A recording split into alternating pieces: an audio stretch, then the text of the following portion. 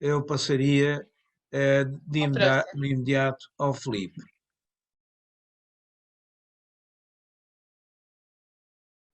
Antes de começar, eu tenho que expressar os meus agradecimentos a tão brilhantes comunicações como a da professora Cecília e a da professora Maria Beatriz, ainda por cima com o tema sobre que vai buscar muitos provérbios relacionados com o pão e que nestes últimos dias me fizeram andar à volta com a questão do pão por Deus, relacionado com o Dia de Todos os Santos e da sua história e da sua origem, que já vem de há muitos séculos.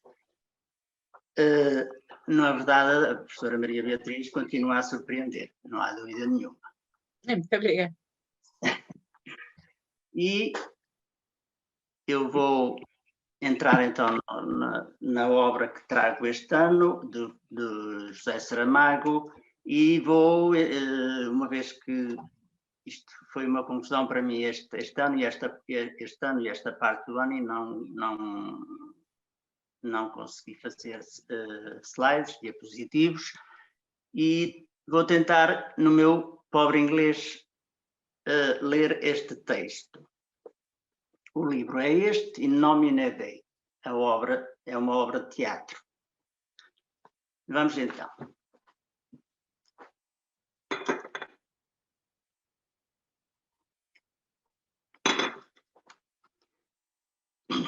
Hello everyone, professors, academics and researchers. It's a pleasure for me to be able to be again and in this version with you all. It's good to be back, this time in a different way. It's in his own corner, but via special greetings to all of you, especially to the professors of this panel, Cecilia Costa and Maria Beatriz. Thanks to the committed organizers. I will read my text in English, okay? Proverbs behind the writing in José Saramago In Nomine Dei. My reflections on the work of José Saramago this year falls in the reading of the book In Nomine Dei. This is a book from 1993, commissioned in a dramatic genre. In Nomine Dei was born from this. The Münster Opera Theatre asked me, I was completely disconcerted at that time, for a theatre text about the Anabaptists destined for an opera. But, as he says to Carlos Reis, the fact of having written 4 plays not only does not lead me to consider myself a playwright, but it does not dispose me to write anything else in the theatrical form. It's work that discusses issues of the church and religion, a theme so dear to the writer. Just remember the Elephant Journey, Balthazar and Blimunda, the Easter of the Siege of Lisbon, Cain, and the Gospel according to Jesus Christ, works that have been the subjects of study in previous colloquia. In Nomine Dei, Saramago portrays the tragic events of the irremediable history of human intolerance lived in Münster, Germany, in the 16th century, in which Catholics and Protestants were slaughtering each other in the name of the same God. The author approaches with the eyes of the 20th century the dramas that at the time were lived in Europe, motivated by the congruities of the Catholic Church.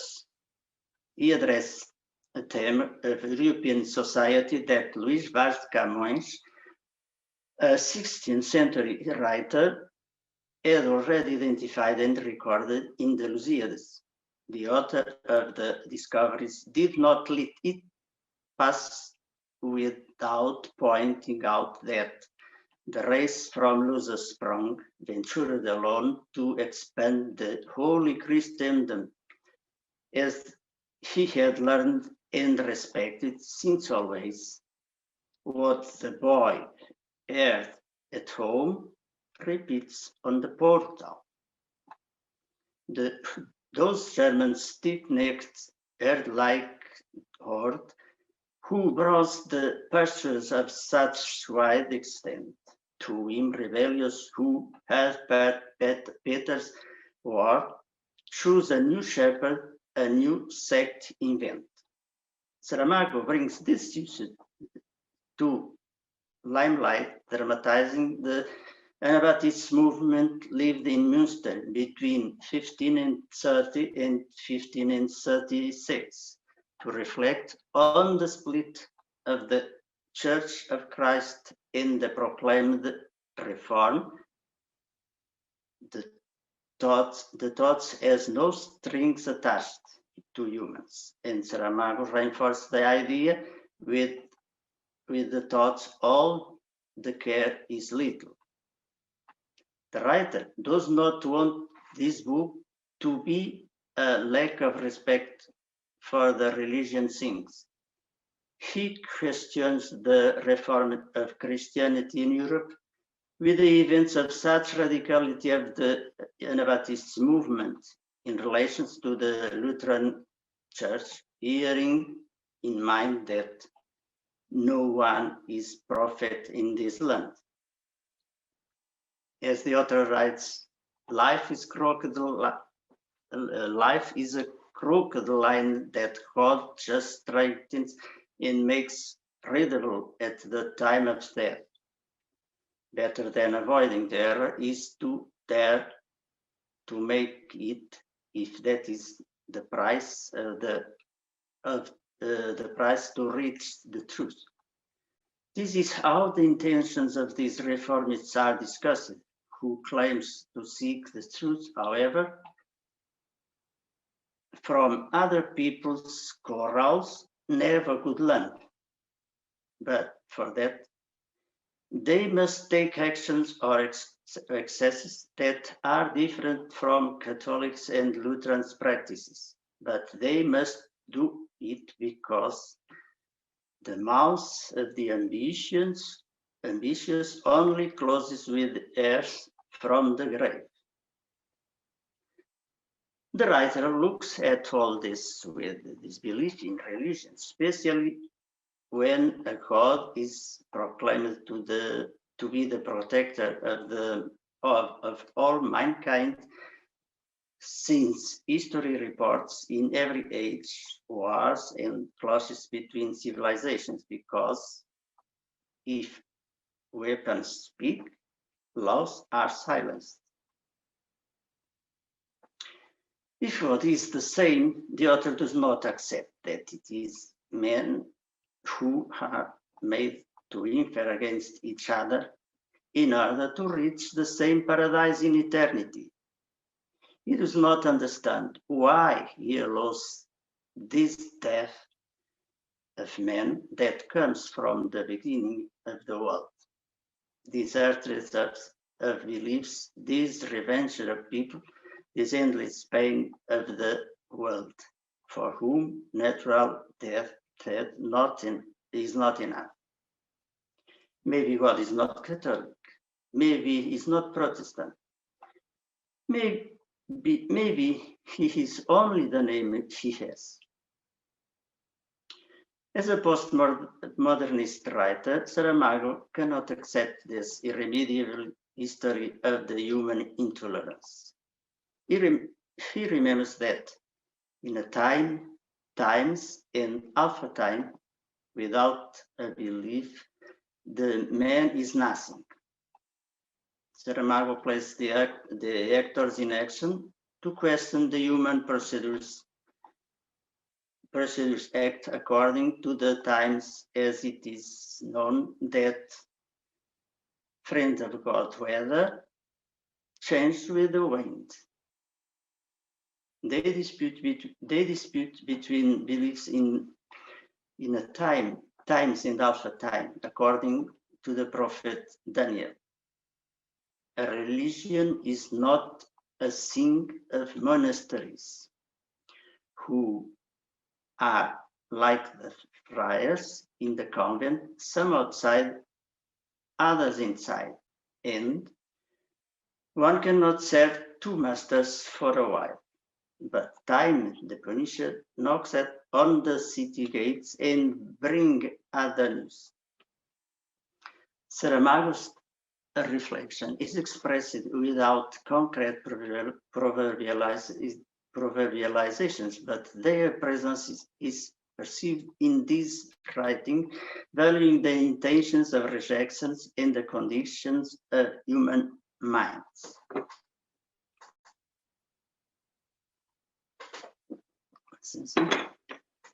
Here are some examples. The saying, "does not spit on the hand that gave you to it," is perceived in this moment of the text. After all, the Lord called them, and they covered their ears. He extended his hand to them, and they spit on it. Another example. The saying, "God's silence, the good silence is worth more than a question," can be found in the following moment of the text. But if you were not left by the Lord, silence becomes his voice, and darkness becomes the dark page of the book where his finger writes his sin and white. In white. This is the book becomes a proverb. Thus, this book becomes a proverbial imagination. It is the spectators, readers, that conclude the Saramagian interpretation in suggestive phrase. It is never too much to repeat that. Life is a crocodile that God just tightens and makes readable at the time of death. Saramago, having the notion that as reason grows, instinct becomes weaker, begins by asking. Between man with this reason and animals as his instinct, who after all will be better equipped for life government? It's supposed that time after time, new winds are proclaimed, and each one shouts according to the flock he keeps, with the new instruments of divine justice.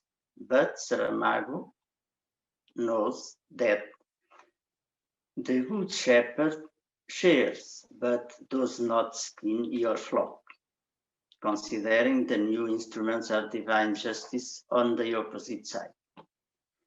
The opposite is often the case, as the facts report. Calls for the use of reason, what is proclaimed on the councils, but rockets cannot be fired before the part, because that's what you call peace, is the worst of wars. This is a difficult peace to defend in these times, and the turtle dove and the sparrow do not deceive the storm. But Seneca had already left the note. No one can wear a mask for long. And in these things of the prophet, and in these things of the prophet of the new times, it is even more difficult. In conclusion, the word of the prophet Daniel sound in the Saramago's mind. In a times and alpha time. This time is the best judge of all things, and in the home where there is no belief, there is a quarrel. The others reinforce the idea of the humans and of the humans like or of vision and hearing. The blind do not see, the deaf do not hear, but those who do not hear tell those who do not see how the sky moves in all directions and how the colors of the rainbow multiply 70 times 7. Thank you. Muito obrigado. Ora, obrigado, Filipe. Não vejo. Deixa-me ver se temos perguntas. Não tenho aqui pergunta, mas eu gostaria de colocar uma, não sei se algum dos elementos do painel quer colocar alguma questão ao Filipe. Maria Beatriz. Eu bati palmas, não sei se viram, é sempre um prazer muito, muito, muito grande ouvir o Filipe, mas mais do que ouvir, saber como o Filipe sistematicamente tem organizado ano a ano abordagens da obra do grande Saramago, lembrar os que nos ouvem que o belíssimo livro de sua autoria bilingue, não é, em inglês e em português, que foi publicado por esta associação, e na realidade eu não tenho perguntas específicas, ouvi-o com a maior atenção e não queria deixar de felicitá-lo publicamente. Muito obrigada e pedir que continue. Obrigado, professor. Eu gostaria de colocar também já agora uma questão que tem a ver exatamente com aquilo que foi o trabalho do Filipe em anos anteriores e realmente o livro que é de facto mencionado pela Maria Beatriz é este que está aqui, com prefácio do professor Mider, o que já em si, digamos, penso que é ilustrativo do valor que é dado a esta obra, que no fundo é a compilação de todos os trabalhos que o Filipe tem apresentado ao longo dos colóquios anteriores, salvo erro, com exceção de um, e que ainda por cima estão em português e em inglês. Isso também abona em favor da nossa associação, porque realmente muitos dos nossos associados, muitos dos interessados na paremiologia e particularmente, digamos, na obra de Saramago, veem-se às vezes impedidos de o ler e de conhecer, porque uma grande parte está, digamos, em português. De qualquer das maneiras, é de chamar a atenção que a obra de Saramago está, de facto, difundida em muitíssimos países, nomeadamente na Finlândia. E, por isso, eu queria temos aqui da OUTI, justamente uma nossa associada finlandesa, um muito obrigado pelas palavras importantes nestes tempos que o Filipe nos trouxe. De maneira que não sei se há mais. Era importante referir que o Saramago, quem foi o Saramago? E, sobretudo, relembrar que o Saramago tem um prémio Nobel da literatura, não é? Foi um homem, talvez o Filipe pudesse, ou o próprio Rui, fazer uma pequena história da vida do Saramago, que eu acho que enriquece muito quando se lê a sua obra, não é? Eu penso que o Filipe poderá dizer e eu depois tentarei traduzir ou dar, digamos, uma versão em inglês. Portanto, Filipe, podes fazer um... Ok. Bom, eu não vou dizer assim muitas coisas, mas Saramago faz-me lembrar os nossos, de certa forma, os nossos antepassados, aquilo que viveu, como geriu a sua vida à volta de muita dificuldade, Basta lembrarmos do discurso que proferiu na altura do Prémio Nobel e do agradecimento que fez aos seus avós e da vida que levou enquanto criança, e da falta, hoje em dia não poderemos dizer isso, porque já estamos mais conscientes de que o não saber ler não é falta de cultura, mas na altura não saber ler era como se fossem cegos, ignorantes, mas a verdade é que ele reforça tudo aquilo que ele aprendeu dos avós, as técnicas de vida, as formas de vida, aquilo que se tinha que recorrer para poder viver, as voltas que tinham que dar. E eu lembro muito do que eram os meus avós também, e a professora há bocado referia a questão do pé descalço. Surgiu-me aquilo que eu ouvia contar a um tio meu, que daqui para faziam o serviço militar em Tomar. Ora, são 30 quilómetros, não havia estradas, não havia transportes, e as deslocações eram a pé descalço. Isto é, pronto, é um pequeno à parte. Mas Saramago foi um homem, de facto, que com essas aprendizagens dos seus antecedentes, dos seus antepassados, conseguiu construir uma riqueza tal que não deixou de transportar para os nossos dias, depois de ter passado por vários trabalhos, desde empregado industrial, desde jornalista, desde representante em editoras, até se dedicar à escrita e aquilo dos exemplos, dos dados que nos têm trazido em época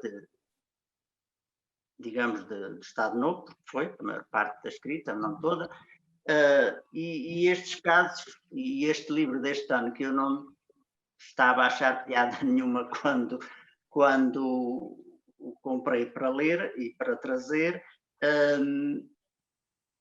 vejo que ele tem uma mensagem muito grande. Os provérbios, como eu digo, e depois o texto final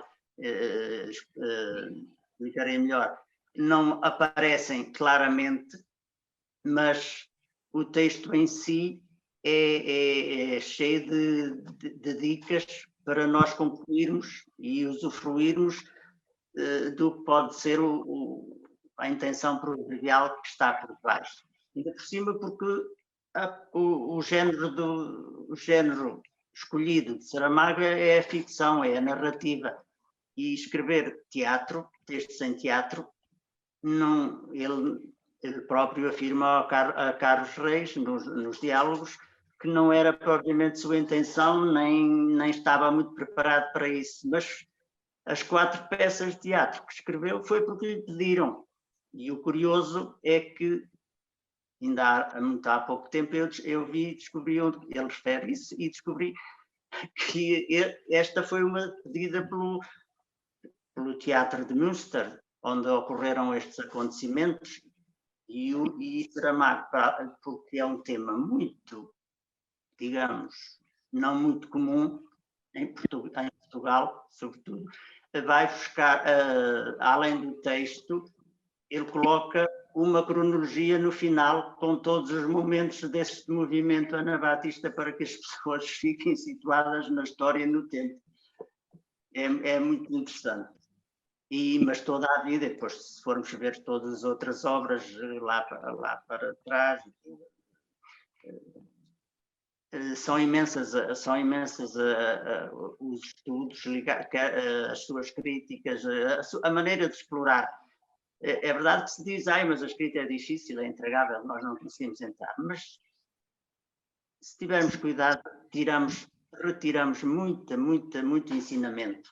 Muito ensinamento. E a forma como ele usa os provérbios e lida com eles e traz para a ribalta coisas interessantes, porque ele consegue até desmontá-los e virá-los do avesso e trazer lições muito interessantes.